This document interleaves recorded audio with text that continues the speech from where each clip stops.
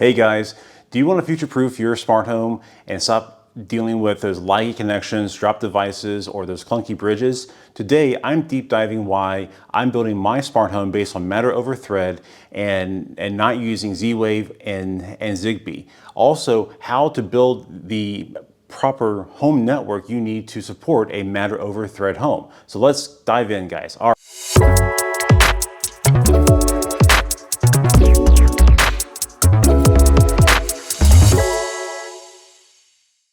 What is Matter over Thread? All right, so let's start with the basics.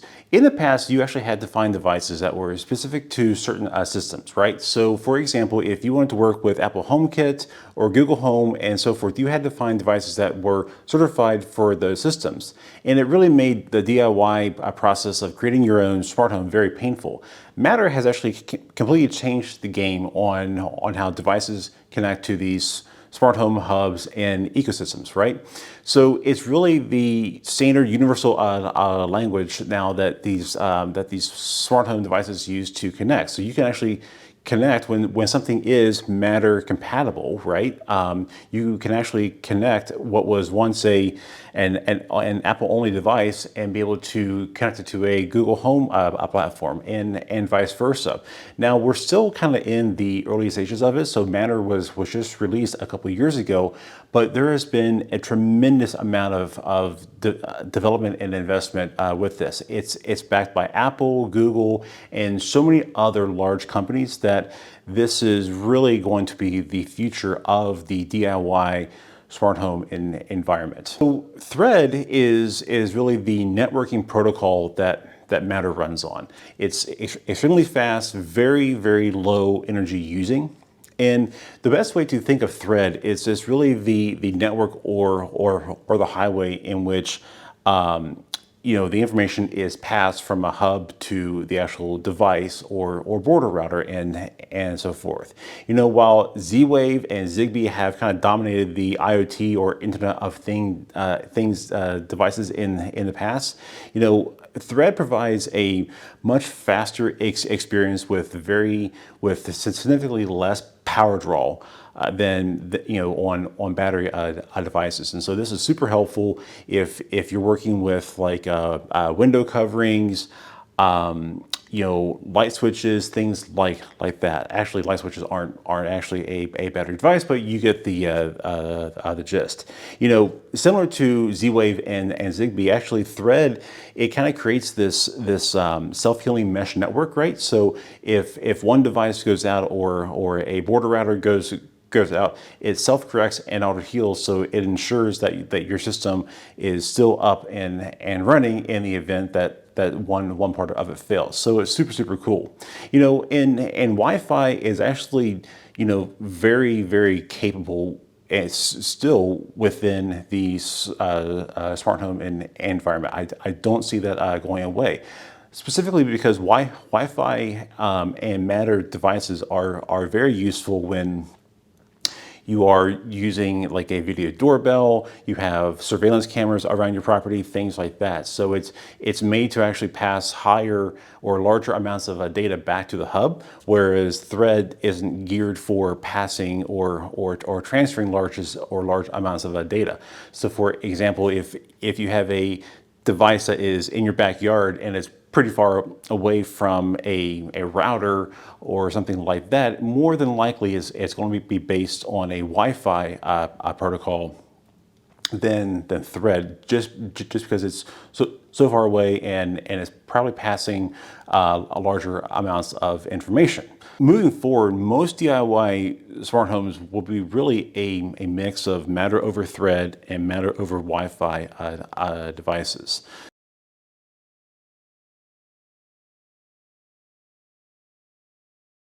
So I've worked with both Zigbee and Z-Wave devices in the past, and frankly, it's been quite a frustrating experience.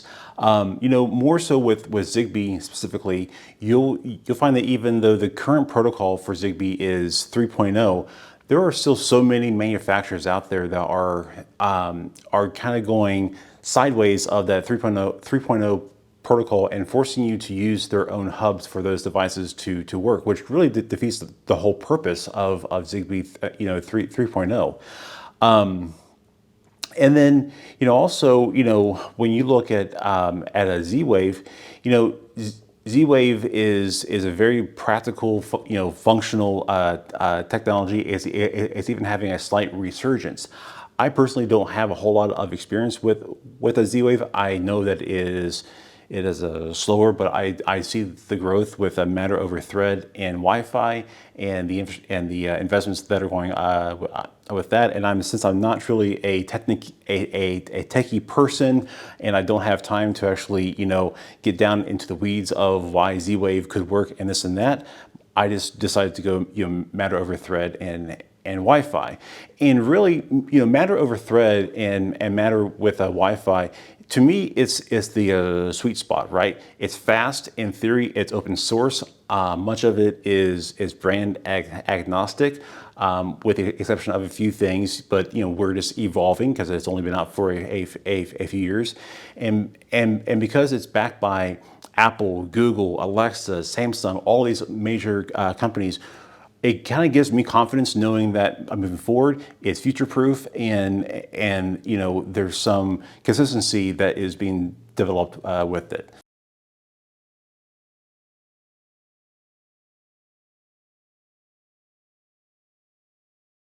Okay, so let's kind of talk about what you need to get started and build your own awesome Matter over Thread as a smart home. So really the first thing that you need is a Matter controller. So this can be a combination of the Apple TV 4K, so any of the Apple TV 4Ks that are newer than 2021. They come with both a Matter compatibility, also have a or a Matter chip, also have a Thread antenna. You can also use the Apple HomeKit, or excuse me, the Apple HomePod Mini.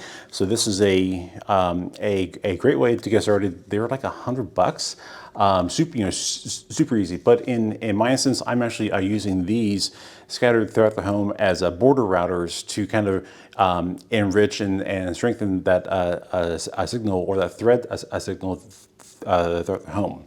If you want to go the Google route, you can actually use a lot of the Google Nest Audio devices. Now, the thing with the Nest Audio, this doesn't have a Thread antenna, but is able to connect Matter devices to it to get your smart home started.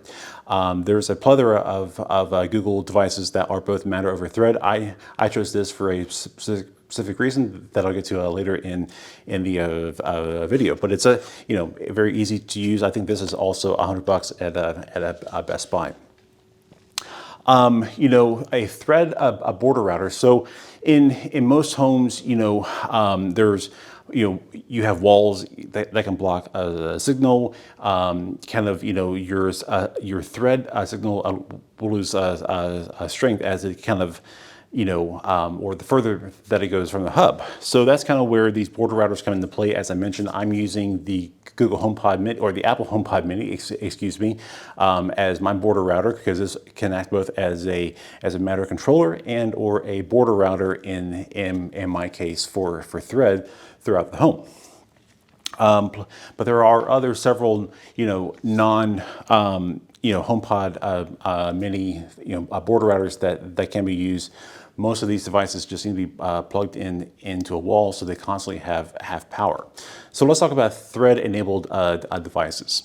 So for my home, as I mentioned, we are doing a lot of these Eve light switches, right?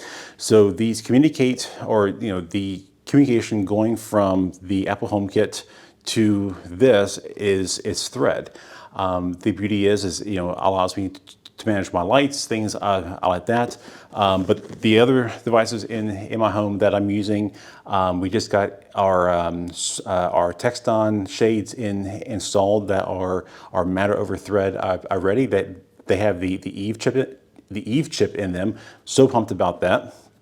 And then we're also some electrical sockets and things like that. So the most important aspect out of all this is really a reliable home network. So for this application, we're using the UniFi Ubiquiti routers and their gateways. This is going to be a really robust system, and I'll get into some other aspects here of a great home network here shortly.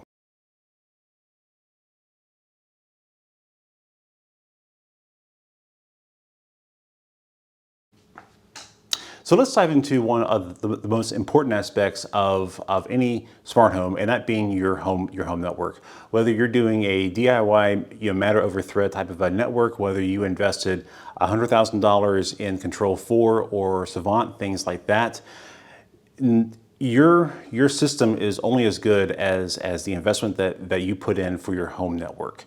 And this is actually where a lot of the confusion and frustration lies within creating a great smart home environment. So I want to go through kind of 4 essentials to keep in mind when building your home network. One of the first things to keep in mind is to not use the router that came with your home internet, right? So when you get say AT&T fiber or Verizon or things like that, they always give you a router that is also the modem in one. This will get you started as far as giving you access to the internet, but it's not going to give you the flexibility that you need to create a solid and secure home network, one that is going to support dozens of smart devices around the home.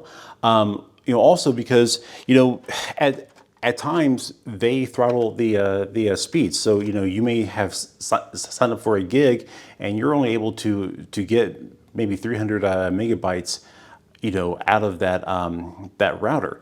And so that's because these just kind of get the job done. Highly I recommend out of the gate setting up to something like a very easy gaming router. So I bought this for $300 on Amazon, and it really changed the game as to how I experienced the internet from AT&T and fiber. But again, this is before more advanced options came out that I had access to, like Eero from Netgear, and other devices like that. So definitely invest the money in your home network, because you'll definitely see a huge return and a lot more flexibility. For our setup, like I mentioned, we are doing ours on the UniFi system, so super excited about that. So my second core essential to a home network is hardwiring as many devices as you can. Yes, Wi-Fi is great and it's becoming faster, things like that, but it's never going to be as good as a good old-fashioned network cable. So things that I would definitely hardwire are your wireless access points throughout the home. So for example, if you need to add a wireless access point in a different portion of the house because you have a kind of low signal in one portion of the house, hardwire that. Don't just do a wireless bridge to it. Make sure you hardwire your TVs. Don't use the Wi-Fi, because you're streaming in so much content that Wi-Fi can only handle so much 4K content, if at all. Any smart bridges, right? So while we would love to use everything that is a Matter and connects directly to Apple HomeKit and Google Home and so forth, truth be told, you're still probably going to have some sort of bridge or other hub in the home, that connects other devices that aren't Matter ready. So for example, the Bond Bridge Pro, which is very commonly used for shading, always connect that through a hardwired connection. The other thing too, and I didn't actually realize this I got going in my research, but it really makes sense, and it's something that I'm going to do, is create a dedicated Wi-Fi network for all of my devices, right? So when you create your your typical Wi-Fi network, it'll be say Chris Home, Chris Guest, and so forth. You can in most routers, most say nicer routers than your one that you get from your internet provider. You actually can create a third and a fourth network that is specific for your smart home. So, for example, for mine, I'm going to create one that says, to Chris smart home or something like that, to where all of my devices are on that network, and it's not, interfering with things that my phone is on, my guest, it actually is a bit more secure. So I'm going to try that out. I've seen a lot of folks recommend that, so I'm going to try that out for mine as well. And the last thing too, and this is funny because a lot of folks they get enamored when they hear, oh, I have 5G internet and 6G and this and that. Know that you're going to use both 2.4 and 5 gigahertz in internet or 5 gigahertz band in your smart home, and so. The key thing is remembering that 2.4 gigahertz was actually used for distance, and 5 gigahertz was used for speed. So, for example, a video doorbell is more than likely going to connect to your home network using the 2.4 gigahertz network for distance. So more often than not, your router is located further away from the video doorbell, and so the 2.4 actually kind of has that oomph or that power to actually reach the video doorbell. And so, but when you connect to the internet and you're just sitting there in the home, more than likely you just want speed, so you're going to be using the 5G. So just understand that those frequencies are not outdated. They're still very current, very powerful, and so make sure that both of those are active on your network.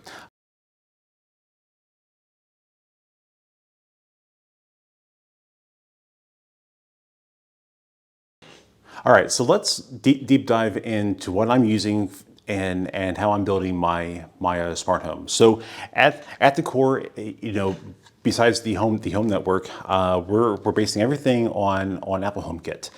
So this is the Apple TV. So if you get one that is 2021 or newer, it has the Matter chip and is thread enabled to where it'll actually communicate out. So the other things that I'm using, I am using Google Home, specifically to help power or help kind of make my Ava Cinema remote work with the rest of my home. So this is the Nest Audio as a speaker, which is Matter enabled. It is not a thread enabled device, but it is Matter enabled to kind of serve as a hub for those items. So let's talk about my thread devices. So, so as I mentioned, thread is the method of communication going from the Apple HomeKit to your devices and so forth. So within my home, and my home is a one story, 3,700 square foot home. So I've got two wireless access points in the house, one on the east side of the house, one on the west side of the house, making sure that there's no latency and so forth. But because of the number of rooms that are in the house, we need to have what's called border routers. And so border routers are essentially, for the lack of a better term, a repeater that essentially repeats the thread's signal throughout the home and helps create that mesh network. So for the most part, my border routers are going to be the Apple HomePod minis. So these will be mounted on on the wall next to the electrical socket. They're going to be serving as, yes, one, the border router, two, the Siri and the voice activity. Three, there's some intercom, capabilities with the Apple, HomePods, things like that. But I'm gonna try this out and see how reliable this is. I know that there's other more capable border routers out there, but for $100, given the actual capabilities that this little thing has, to buy 3 or 4 of them throughout the home isn't too bad. So now let's talk about kind of the Thread devices. So the Eve light switches, again, very key to what I want to do. So as I mentioned, my goals in this Matter over Thread smart home are really shades, lights, and music, right? So this is powering the lights. I do envision doing some nice LED accent lighting throughout the house. I'll be testing out some Matter based outdoor lighting and so forth. But first and foremost is getting these installed to where I can make sure that lights are turned off where, when we go to bed, have a good night and a good morning scene where lights come on and I won't forget to turn them off at night, or I have to go across other house to turn things off when I'm like, oh, I just wish I had an app for that, or things like that, right? So those are some of my Thread devices. We're just now getting our shades from a Texton installed. So a Texton, I'm actually one of the first or the very first person to get their new Matter over Thread shades. So these are the Eve Matter over Thread roller shade and woven shade motors that they will be using coming soon. Super pumped to actually get those installed. And so, so the border routers will not only, connect to the light switches, but they'll also help control the shading and things like that. Other Thread devices, we'll be doing some electrical outlets. I'm more so using everything Eve based. I know Eve is a premium, but I feel that it's the most compatible brand and the most, say, foolproof brand that I've seen. There's a lot of, say, cheaper, foreign or, say, Asian based products. I just haven't had good luck with it. The reliability, most of all, the security that you have to have, or that they don't have is a concern. Not that I'm a security nut, but I just want to make sure that what's installed is designed with, say, ethics, and actually, is built around the Apple security protocol, which Eve does for all of their devices. So as I mentioned, home networking. So I'm using 2 of these wireless access points throughout the house. We have a network switch which has power over Ethernet, things like that. So that's what I'm doing there. Let's talk about one of the cool things. So I mentioned that we're using the Google a Nest Audio speaker, which serves as a hub for the Google Home platform. And that's because we are using 2 of these Ava Cinema remotes in the house. So what's nice about these is that you have all these remotes, all these apps that control different things. I was really trying to find an experience that combines everything into one. Pretty hard to find. I know that Control4 and Restaurant and Savant, they all have these beautiful, sexy remotes, but you had to get that as part of as their package. I don't have that money, but I did come across the Ava Cinema remote, and what's nice here is that their thinking or their plan is to connect and power all of your devices through internet protocol. And when they can't do that, this device can can run any app for those devices too. So for example, I've got my Apple TV connected. It has a very similar interface to the Apple TV. Has pre-programmed buttons for our most frequently used apps on on there. So being DirecTV, YouTube, Netflix, things like that. What's nice also, Google Home. So this is one of those key things. So because this this runs or this is all based on an Android device, you can't really run Apple HomeKit on this system. So you need to use Google Home to actually control any shades or any lighting that you want to do through this remote. So I'll be adding shades and lights to Google Home.